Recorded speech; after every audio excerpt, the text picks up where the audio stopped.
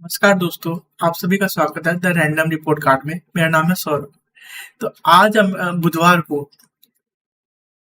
America ने Donald Trump ने एक एग्जीक्यूटिव ऑर्डर पे साइन कर दिए हैं, जिसके तहत आने वाले 21 दिनों में भारत के ऊपर 50% टैरिफ लगेंगे।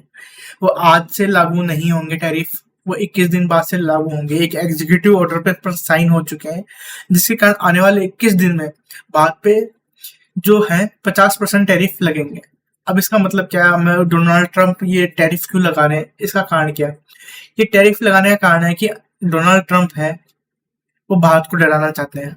डराना क्यों चाहते हैं? वो चाहते हैं कि भारत अपना जो मार्केट है वो उनके ना फार्मर्स के लिए खोल दे। जो उनके फार्मर्स जो डेयरी प्रोडक्ट हैं वो भारत में बेच सके। वो भारत ने स्पष्ट तौर पे मना कर दिया है, जो अमेरिका के डेयरी प्रोडक्ट और फार्म प्रोडक्ट है वो इंडिया में प्रवेश नहीं करेंगे। किसी भी स्थिति में वो उनको एंट्री नहीं मिलने वाली है उन प्रोडक्ट्स को।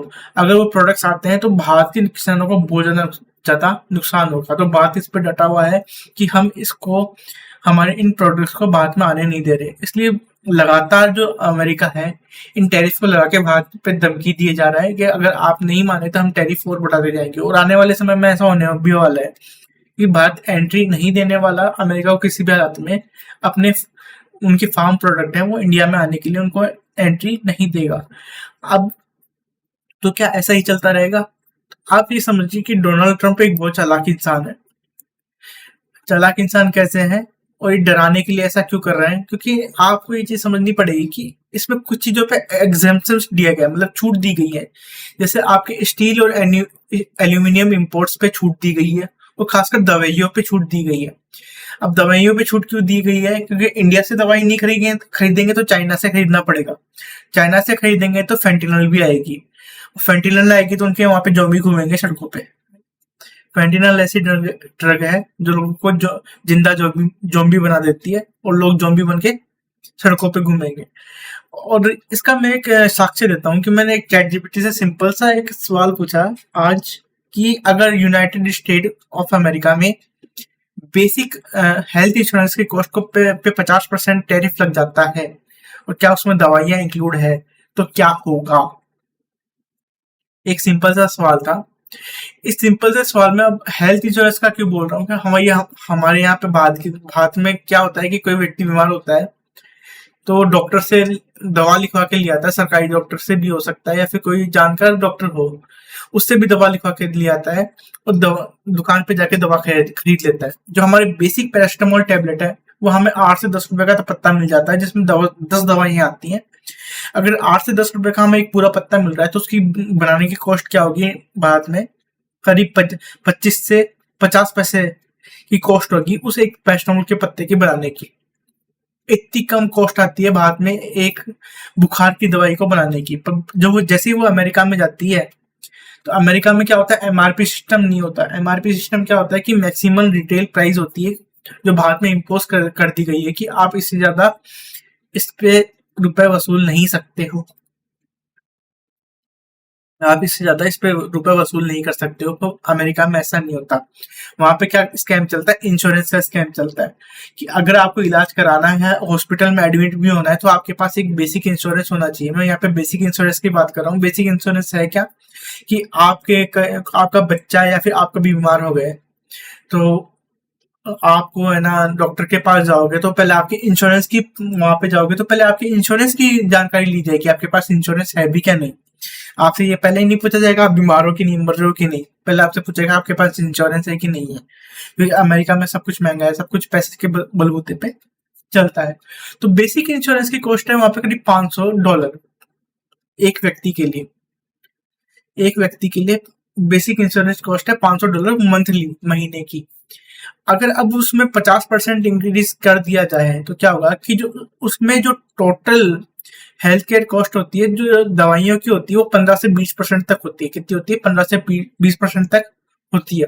अब उसमें 50% का जो टैरिफ लग गया, अगर लगाते तो लगाया नहीं है, डोनाल्ड ट्रंप वो चालाक व्यक्ति है, उन्होंने लगाया नहीं, उसको एग्जेम्प्ट कर रख रखा है। क्योंकि अगर उन्होंने ऐसी जो बेसिक चीजों पे भी, जैसे दवाइयां जो बेसिक चीजें हैं उन पे भी टैरिफ लगा दिया तो उनका आंतरिक विरोध हो जाएगा।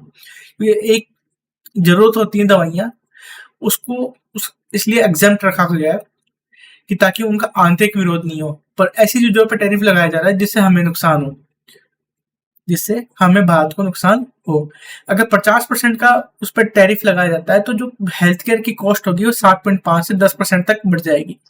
और 7 से 10% की कॉस्ट बढ़ने पे जो हेल्थ इंश्योरेंस में, बेसिक हेल्थ इंश्योरेंस में है, वो $500 का इजाफा हो जाएगा, $500 का इजाफा हो जाएगा, जिसके कारण उसकी नई प्राइस क्या होगी, $550 पर मंथ हो जाएगी, $550 पर मंथ हो जाएगी। अब मैं ये कह रहा हूँ बेसिक इंश्योरेंस, कोई व्यक्ति बीमार हो जाता है, हाथ पे चोट लग जाती है, हाथ टूट जाता है, तो ये उसको कवर करता है। पर जैसे आपके कोई कैंसर हो जाए, आपके कैंसर हो जाए, आपके कोई बहुत ज्यादा बड़ा एक्सीडेंट हो जाए, तो उसके लिए आपको एक बड़ा हेल्थ इंश्योरेंस रखना पड़ेगा और उसकी कॉस्ट इससे कहीं ज्यादा होगी। मतलब अगर ये आपका 500 बेसिक हेल्थ इंश्योरेंस में कह रहा हूँ आपका $500 का पड़ रहा है, तो वो आपके करीब $1000-1200 का पड़ता है पर पर्सन। जो फैमिली का होता है वो करीब पड़ता है $1200 से $1800 का। तो आप समझ सकते हैं कि अमेरिका कितना इस मामले में कितना महंगा है। इसलिए अमेरिका का जो हेल्थ केयर सिस्टम है, वहां से भी लोग परेशान होकर बाहर जैसे देशों में आते हैं इलाज कराने के लिए, क्योंकि वहां पे जो आपको इलाज मिलेगा करीब लाखों डॉलर में मिलेगा, वो यहाँ पे बस कुछ मात्र कॉस्ट में होता है। $1000 में आप बेसिक इलाज करवा सकते हैं यहाँ पे। मतलब अगर आप हेयर प्लांट में, अगर आपने कभी देखा हो कि हेयर ट्रांसप्लांट अगर अमेरिका में कॉस्ट आएगी $50,000, तो अमेरिकन व्यक्ति को भारत में उसकी कॉस्ट आएगी करीब 500 से $1000 के बीच में ही आएगी हेयर ट्रांसप्लांट की कॉस्ट। इसलिए कई विदेशी लोग हैं जो खासकर अमेरिका जैसे देशों, अमेरिका से वहां पे इलाज ना करा के वो भारत में आके इलाज कराते हैं, क्योंकि उनको यहाँ पे आके सस्ता पड़ता है। और ये मैंने आपको एक समरी दी है कि किस तरह से डोनाल्ड ट्रंप भारत को डराने की कोशिश कर रहे हैं, क्योंकि एक एग्जाम्पल दे रहा हूं मैं आपको। अगर अगर डोनाल्ड ट्रंप को सच में यूक्रेन की चिंता होती तो फार्मास्यूटिकल पे भी टैक्स लगाते, टैरिफ लगाते, पर उन्होंने नहीं लगाया। उनको बस अपना उल्लू सीधा करना है, भारत को डराना है। और इसका परिणाम ये हो रहा है कि आज के टाइम पे एक न्यूज फैल रही है, वो कितनी सत्य है ये इसकी कोई प्रमाणित करने का भी कोई जरिया नहीं है। वो कल परसों तक उस न्यूज को प्रमाणित हो जाएगी। जैसे हमारी जो एयरलाइंस कंपनी है, उन्होंने बोइंग के काफी सारे प्लेन्स जो कैंसिल कर दिए हैं, जो उन्होंने ऑर्डर किए थे। करीब 500 से ज्यादा ऑर्डर कैंसिल करने की बात चल रही है। अब इसकी कोई पुष्टि नहीं हुई है। पुष्टि होने पर मैं आपको ये वीडियो बना के बताऊंगा कि चल क्या रहा है। अगर पुष्टि हो गई तो ये अच्छी बात है। वैसे बोइंग के प्लेन को अमेरिकन भी पसंद नहीं कर रहे आज के समय में, क्योंकि उसमें काफी ज्यादा हादसे हो रहे हैं। खुद अमेरिका के लोग उसको अवॉइड कर रहे हैं, बोइंग कंपनी के एयरक्राफ्ट को। तो आने वाले समय में क्या होता है देखा जाएगा, क्योंकि हमारे जो विदेश मंत्रालय है और हमारे जो प्रवक्ता है विदेश मंत्रालय के, रणदीप जी जायसवाल, उन्होंने अपनी भारत सरकार की एक स्टेटमेंट में इसको साफ कहा है कि ये एक अनफेयर, अनरीजनेबल और अनजस्टिफाइड टैरिफ है। और भारत इस पे कुछ आगे रिएक्शन क्यों नहीं देता। अगर हम रिएक्शन देंगे तो आगे चीजें और ज्यादा एक्सीलरेट हो जाएंगी। तो इसका सबसे अच्छा तरीका है कि हम अमेरिकन प्रोडक्ट्स को बॉयकॉट करें और अपना विरोध दिखाएं। यही एक तरीका है कि हम इसको रोक सकते हैं, क्योंकि हम अगर टैरिफ लगाते हैं तो इसका असर डोनाल्ड ट्रंप को नहीं होगा, इसका असर होगा अमेरिकन पीपल्स पे।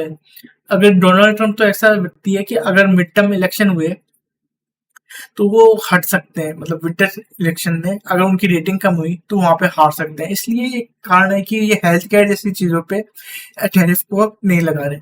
अगर हेल्थ केयर जैसी चीजों पे भी वो टैरिफ को लगा देंगे, खासकर इंडिया से, तो क्या अमेरिका उनको क्या करना पड़ेगा, चाइना के पास जाना पड़ेगा। चाइना फिर भेजेगा फेंटेनिल भेजा तो अमेरिका की सड़कों पे आपको जिंदा ज़ॉम्बी नजर आएंगे हर जगह पे। इसलिए ऐसी चीजों पे वो बच रहे हैं ताकि उनका आंतरिक विरोध नहीं हो। ये एक डराने का तरीका है, बहुत अच्छा डराने का तरीका है, मैं कह रहा हूँ उनका। पर भारत झुक नहीं रहा। भारत किसी भी स्थिति में उनकी फार्म प्रोडक्ट्स को इंडिया में एंट्री नहीं देने वाला। वो आने वाले समय में इसको लगाते रहेंगे, भारत उसकी परवाह नहीं करने वाला। और हम इसकी ज्यादा, आपको ये भी आशा मत कीजिएगा कि भारत ज्यादा बड़ी स्टेटमेंट्स देगा। आने वाले समय में यही होगा कि हम अमेरिकन प्रोडक्ट्स को बहुत कम मात्रा में परचेस करने वाले हैं। आने वाले समय में आप देखोगे कि मेजर बड़ी जो डिफेंस डील्स हैं अमेरिका के साथ, जो भारतीय सेनाएं करने वाली थी, वो कैंसिल होने वाली है। अधिकतर तो कैंसिल हो चुकी हैं। खासकर अगर आप एक इंजन को छोड़ दें, इंजन की जरूरत है, तो आगे हम आने वाले समय में भी परचेस करने वाले हैं, उसको नहीं छोड़ा जा सकता। पर मेजर डिफेंस डील्स हैं वो नहीं की जाएंगी, वो यूरोपियन कंट्रीज के साथ या फिर रशिया के साथ की जाएंगी, और आने वाले समय में जो उसके परिणाम होंगे वो अमेरिका के प्रतिकूल होंगे, भारत के प्रतिकूल नहीं होने वाले। तो आने वाली स्थिति में देखा जाएगा क्या होगा। धन्यवाद सभी को।